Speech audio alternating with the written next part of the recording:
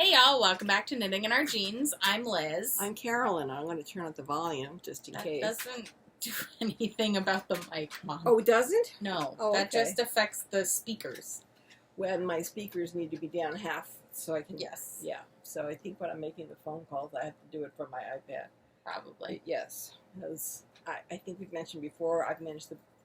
I didn't do anything really No, to blow it the just speakers. died. They just died. So... Well, who are you? Oh, I'm Carolyn, known as CPREDMOR on Ravelry and posting, occasionally as Knitting in Our Jeans on Instagram. And my store online is going live either tomorrow or Tuesday, or tonight, I'm not sure. There's one piece of paper that I think I need to have with the county before I make everything live. But we can certainly do the pattern, make sure the other pattern is up on Ravelry. And I don't think we have the hat pattern up, so I could do that. We have the two cows. I didn't do the hat pattern, but the hat pattern has been tested. So that can go up on Ravelry too. When that goes up, then I will send a note to Stephanie. Good. With the pictures, and she should be able then to make links to the website. So yeah, just one more piece of paper. I'm Liz, by the way. You can find me on Instagram and Ravelry as TooLizForYou, TOOLIZZFORYOU. I thought you already said that. I don't think I did. Well, you usually say it first and then it comes to me. Well, we'll find out when we watch the recording back. Whatever. So I was going to say, or we can restart. We're only a minute in. I'm fine. And I managed to get my knitting mojo back. And I know it probably doesn't look like much, but I think it's about 9 inches now. I only need 2 more inches before I come to the armhole separation. Okay. So I'm very pleased. This is a birthday tunic. This is called the Turna. And it's going to be for a 5-year-old. So that's why 11 inches is all the body that it needs. I have to say, even with your interpretation of the instructions, they're not the clearest instructions in town.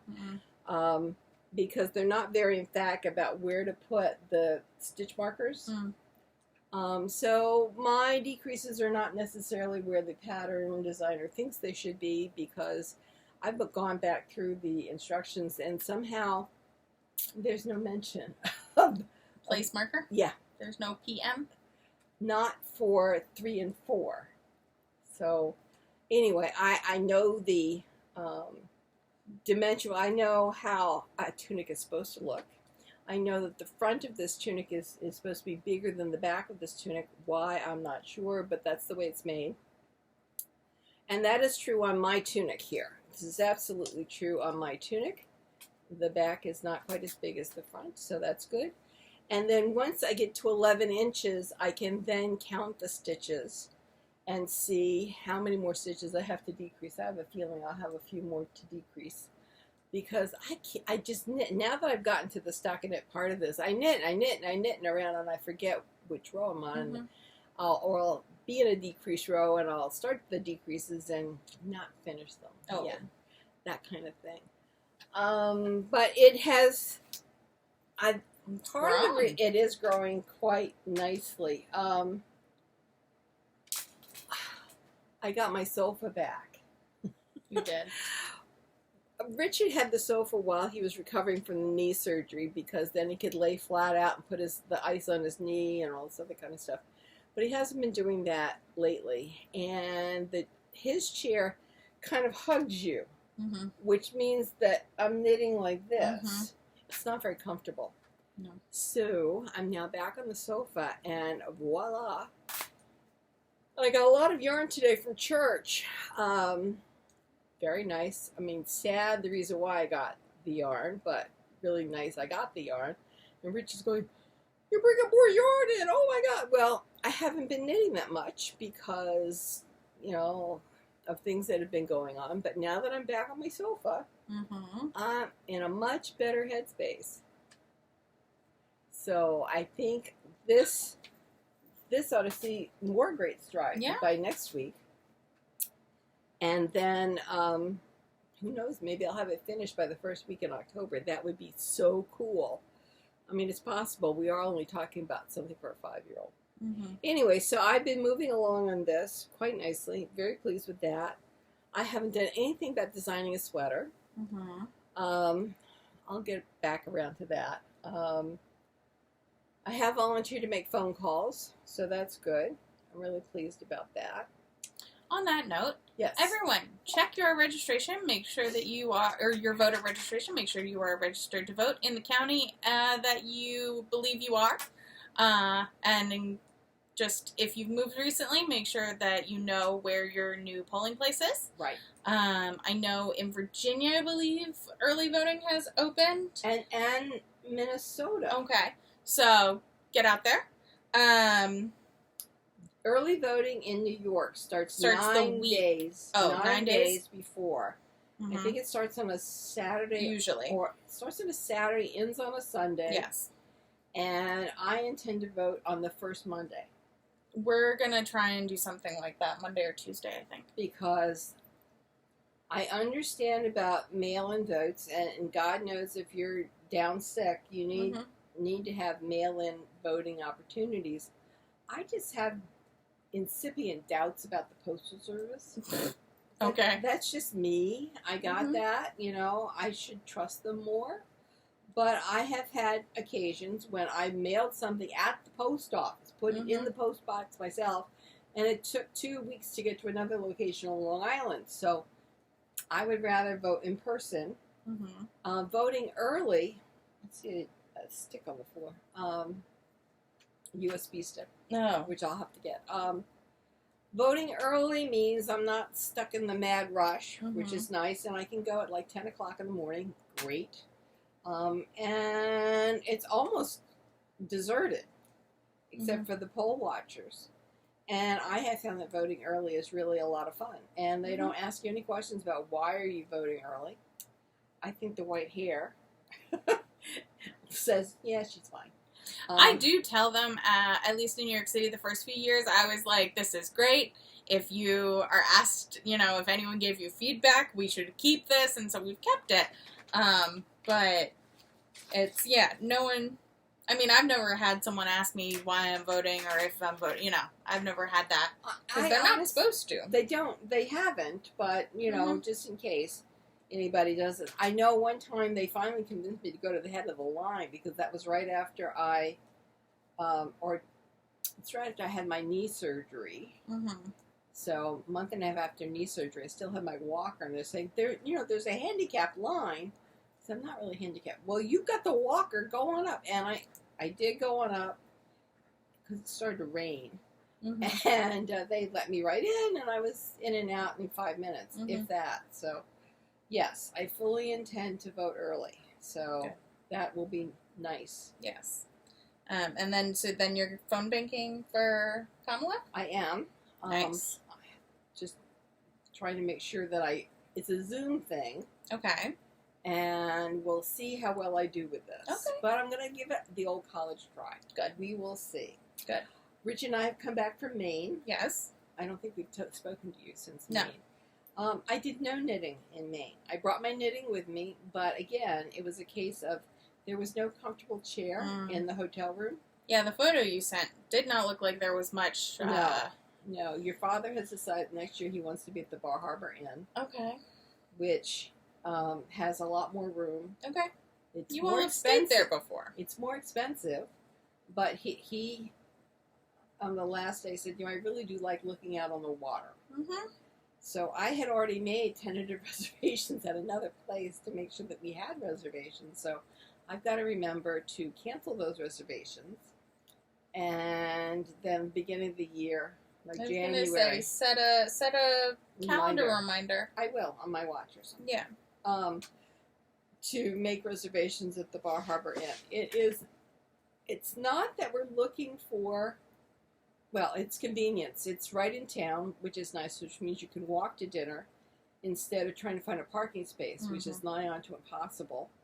And it looks out over the bay that's right there. And so if it happens to be a day that rains, you can watch all the boats go by and you don't feel as closed in. There's a motel unit which does not have an elevator, and so you have to drag your suitcases up yourself. Or there's the main hotel, which does have an elevator. So I may look at those rooms too. Where we stayed this year was fine. I mean, we had a first floor room, so I had no problem getting luggage in, luggage out. Your father didn't trip and fall coming out of the room, which was lovely. It had parking, reserved parking, so, you know, we never had a problem where we couldn't park the car in their parking lot.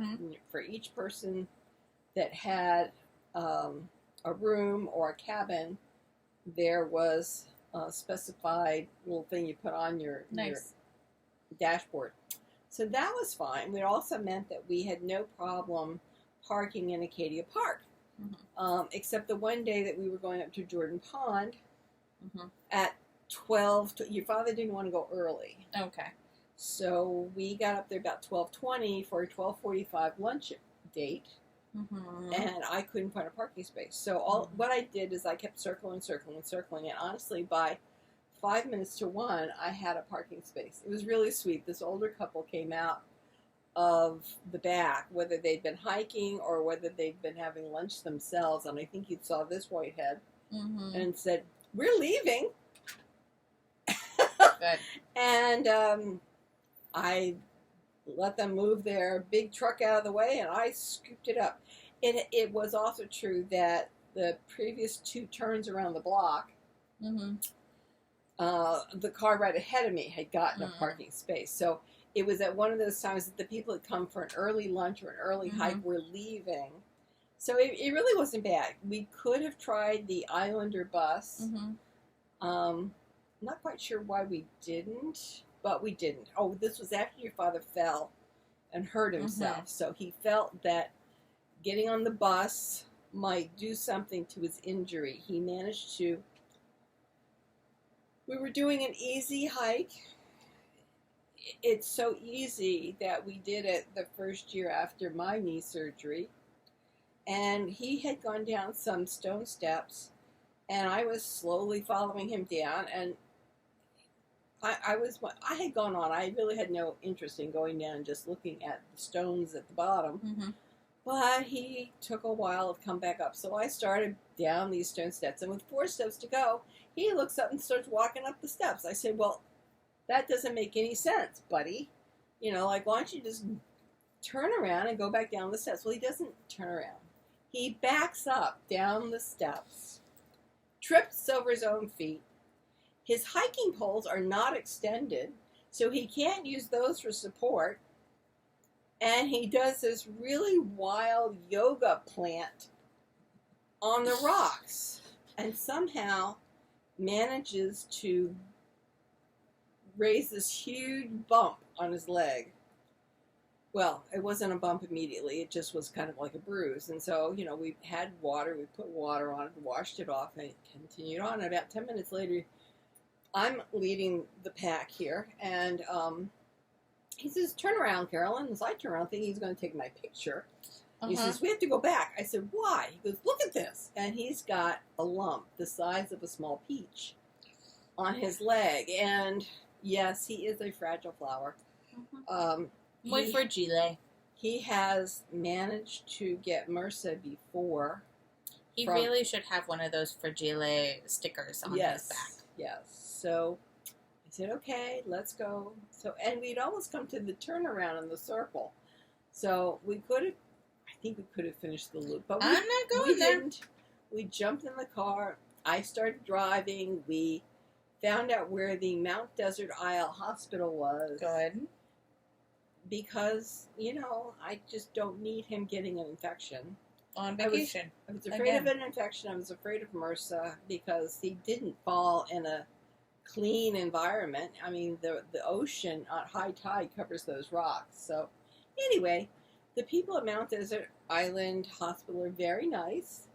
Thought he was a little overexcited about this, but he has no feeling in that leg. Yeah. So that's the other part of this. This is the leg he's numb in. And so things can develop on his leg or his foot, left leg. Without any Forewarning. he doesn't get any pain. So he doesn't notice that there's a stinging and itching or whatever because he doesn't feel a thing. Yeah. So when we explained to them that he had peripheral neuropathy, they went, okay. So then he's managed to score an ace bandage.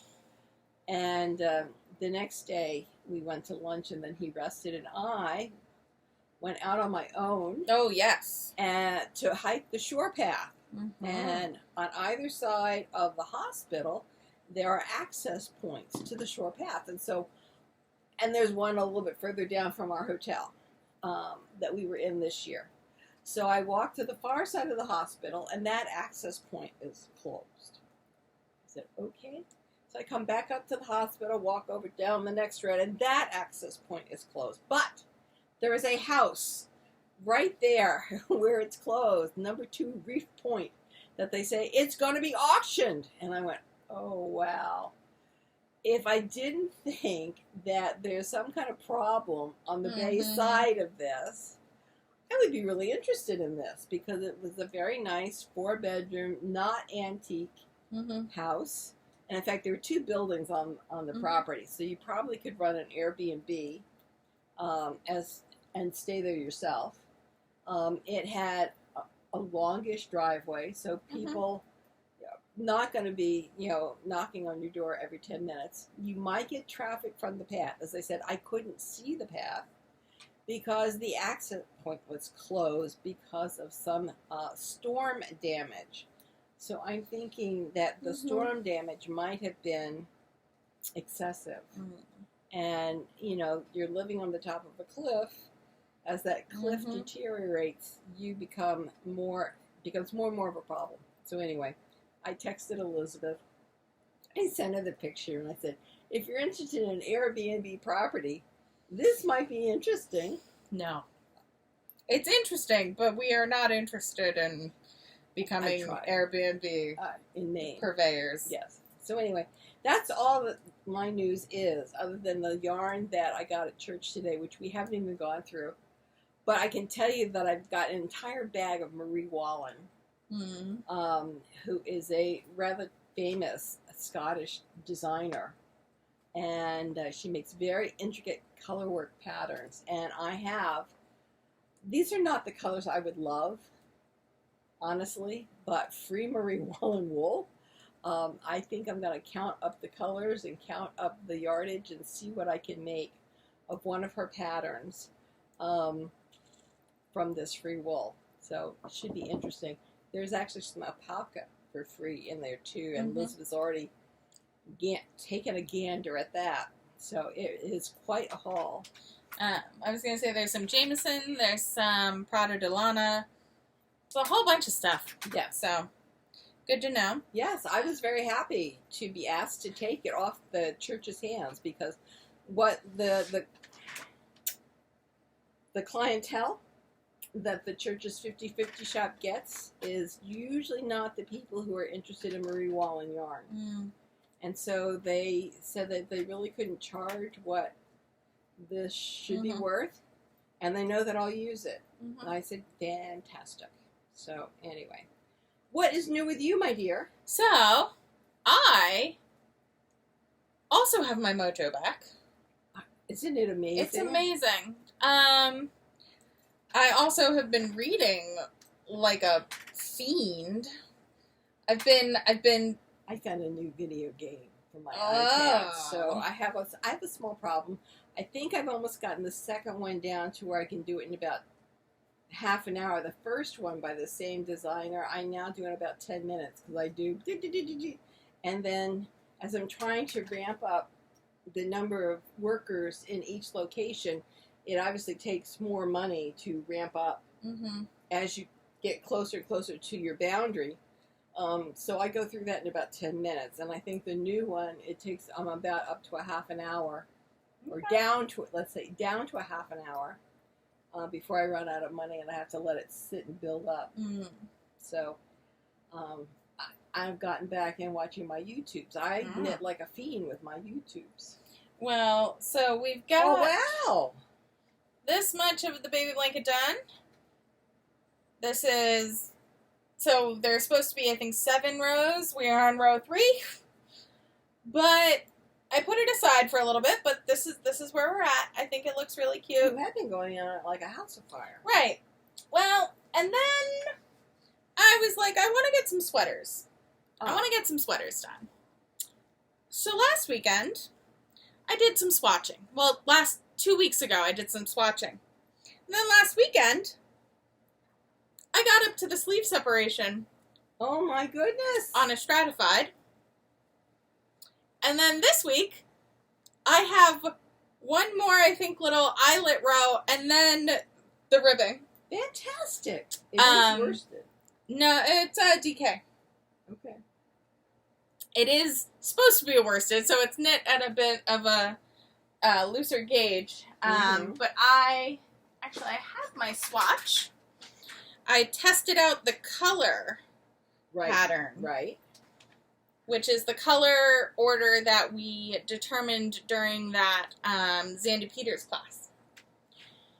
And so I counted how many rows were going to be needed for each color, and then I figured out, whatever was the smallest number of rows, I used that as the common denominator and kind of rounded. So it ended up being 3 rows would be 1 row.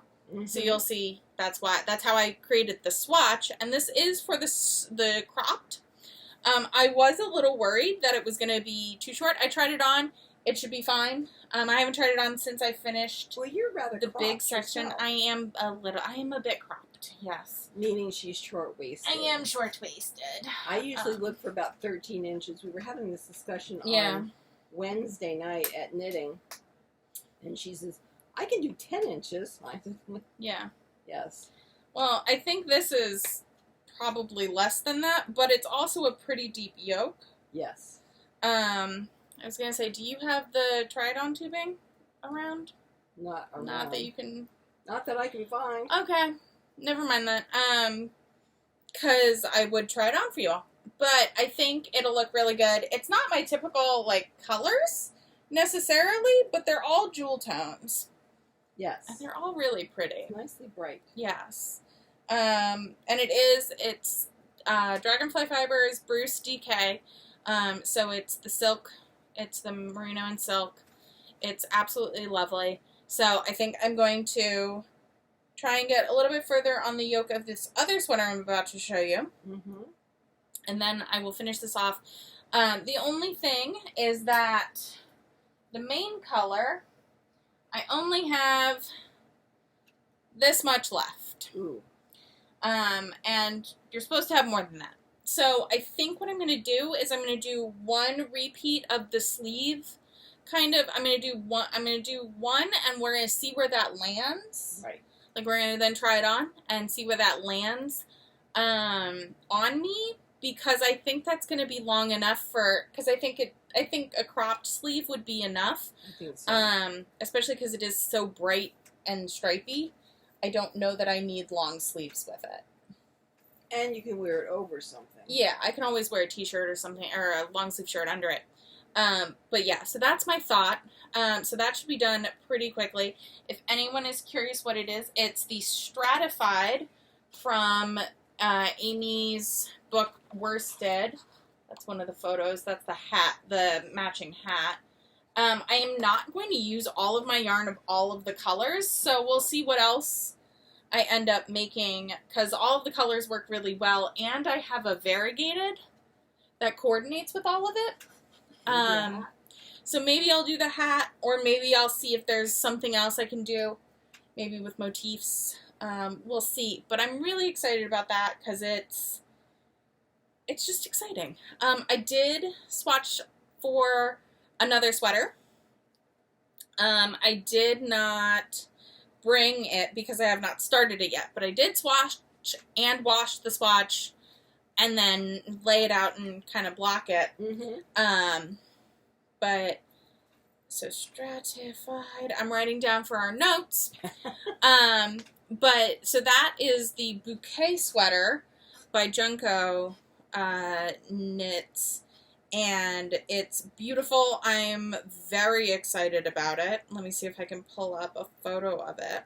I did have to get more yarn because though I was working from stash, I did end up buying more yarn because I wasn't sure that I would have enough. That's not it. It's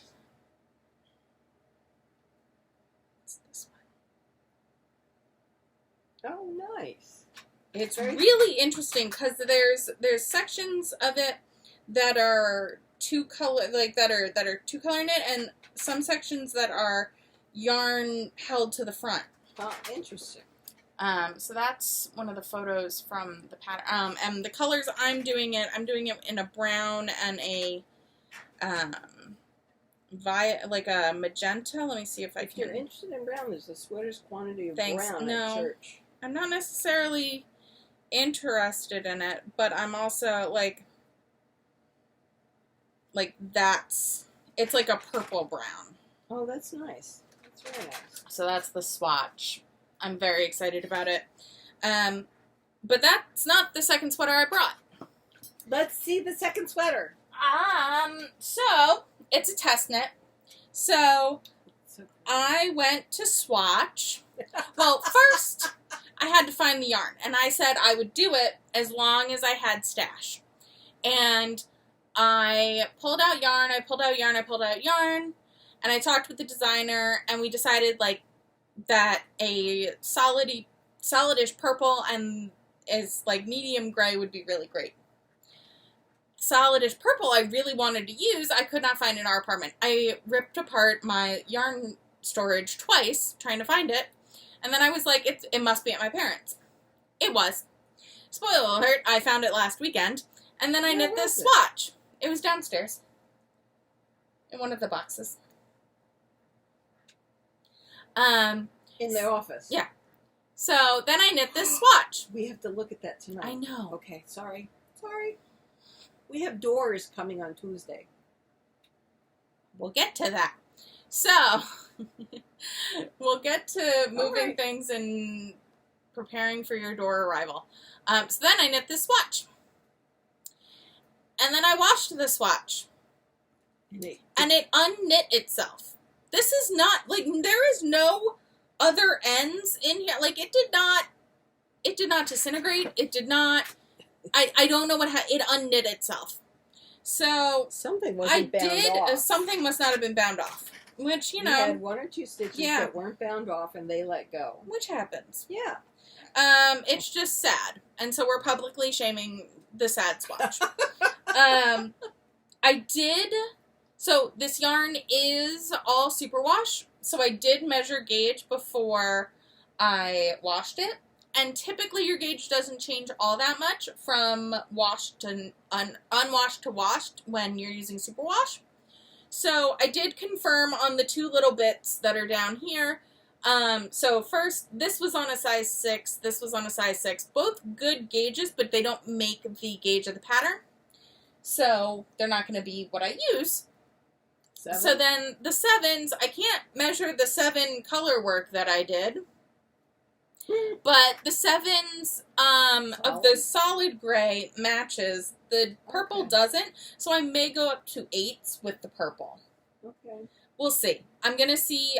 See what kind of fabric you get. When I finish the yoke, we'll see what comes of it all. Right. But yes, so it disintegrated. It is bats. I'm very excited about this. And I cast it on today. And I've got two bat friends in. So I'm very excited. But what I did do, because this is a test and it doesn't have all of the information in it, obviously I took my gauge, I did all that, made sure I got gauge of the pattern since it is a test. But then I measured my cumulus that I have, which I think is one of my better, like, it's a kind of slouchy fit, but it's not too slouchy, and it's really lovely in the winter. Like, this is one of my, I think, go-to sweaters that I now reach for. And so I measured this, and this is a 46-inch at the armhole separation. So I decided to knit the 45 in this pattern. So we're just gonna see how that goes. Sounds good. But yeah, so just a reminder that sometimes swatches don't lie, they just disintegrate. They just fall apart. They just unknit themselves. They lose their integrity. Yeah. So we are just publicly shaming it everywhere. Right. But other than that, as I said, I've got a few other things that I've pulled out around the couch, and I think that's helping also with the motivation, because I'm seeing things that I want to knit, and so I'm working on that. Unfortunately, I'm not working on many of the whips that I have that are still around, but I am trying to finish things that I start now. Right. So that's part of it. That knit, I bought yarn for making a new set of the edition socks that I developed several years ago, because the picture we have of the edition socks on the website is pretty poor. But I have to knit a new pair of socks. But before I do that, I'm going to make a hooded cowl for a Christmas present for a friend of mine who we see at Thanksgiving. So I want to finish this birthday present, which is also a November baby. Yes. Then do the hooded cowl. Then do the socks and get a decent picture of that. So I picked up yarn for the hooded cowl. I picked up yarn for the new edition socks. And then I picked up yarn for a fuzzy jacket. I'm very excited about it. So I bought the pattern book for that, so I wouldn't be struggling with trying to make a pattern. I do want to finish my class on the drop sleeve sweater. I think that now that, you know, Mom, we're not running back and forth to see Mom, I'll be able to focus a little bit more, and once we get the website up and running, then that part will be done.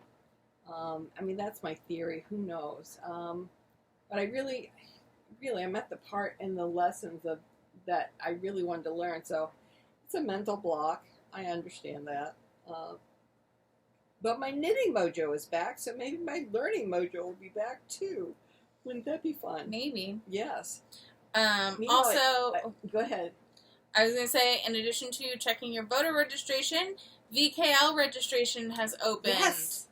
We have booked all of our classes. My text group and friend group has booked all of their classes. And we have our hotel room. Ah, good. Yes. And this year we may even get food from them. Well, we'll see. We'll see. But yeah. So we've got... We are set. So register. And remember, Indeed. Rhinebeck is coming up in a few weeks. So if you are going to be at Indy, please say hi. Oh, please do. We'll be in the registration time. Mom is usually a little more able to speak to people. I'm usually running around, so if you see me, wave or say hi, but Mom is usually more able to talk. I mean, last year I threw out my back and then threw it back in, and so I laid on a floor for about 20 minutes. That was good. Yeah, I am too. Yeah, and once I get past the first bit of a rush, because what I do is I hand out. First of all, I hand out all the information to the vendors, and then we have the pre-register or the pre-orders, and we have the early shoppers. So the early shoppers and the pre-orders all have items that I've already put names on. So that can get a little busy, but really the rest of the day, it's pretty low key. But if you haven't been paying attention, Indy is time tickets, and it's 2 hours. Now it's 2 hours instead of an hour and a half, and there are 3 different barns that are going to be having vendors. We're really excited. It's a really good group. Some of our initial vendors are back, so it'll be a good time. I can't wait. I'm so excited. I usually spend all my money for Rhinebeck at Indy. Yeah. So I'm very excited. Can't wait to see all the different vendors. So yeah, should be a lot of fun. Yeah. Oh, and again, if you're coming to Indy, there are going to be